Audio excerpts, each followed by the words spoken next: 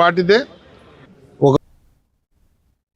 సంగారెడ్డి జిల్లా చిన్నశంకరంపేట మండలం సురారం గ్రామంలోని ధాన్యం కొనుగోలు కేంద్రంలో రైతులు ఆవేదన వ్యక్తం చేశారు. వరుస క్రమం లేకుండా తూకం వేయడం, టార్పాలిన్లు అందించకపోవటం వల్ల తూకం చేసిన ధాన్యం కూడా వర్షానికి తడిసిపోయిందని తెలిపారు. సుమారు 2000 సంచుల వరకు ధాన్యం నెల రోజులుగా అక్కడే నిల్వ ఉండటంతో రైతులు ఇబ్బందులు పడుతున్నారని ఆవేదన వ్యక్తం చేశారు. తడిసిన ధాన్యాన్ని కూడా ప్రభుత్వం కొనుగోలు చేసి తమను ఆదుకోవాలని రైతులు కోరుతున్నారు.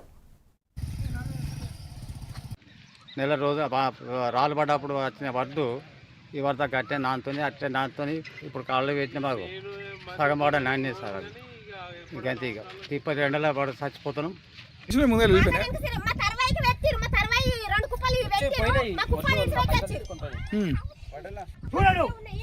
అయితే ఏం లేదు, పక్క బండే ఒడ్లున్నాయి. అవి సరే ఒక గంట వెనక ముందు పెట్టచ్చు, లేటున్నా తెల్లారి పెట్టి ముందు పెట్టి అనుకున్నా. తెల్లారి పెట్టినా కానీ వాళ్ళతో పాటు పడితే వేసుకోమన్నా, లేకపోతే ఇంకో బండి కన్నా వేసేయమన్నా. అట్లా కూడా వేసేయలేదన్నా. రెండోది ఏంటంటే ఆడికి లారీ వస్తుంది.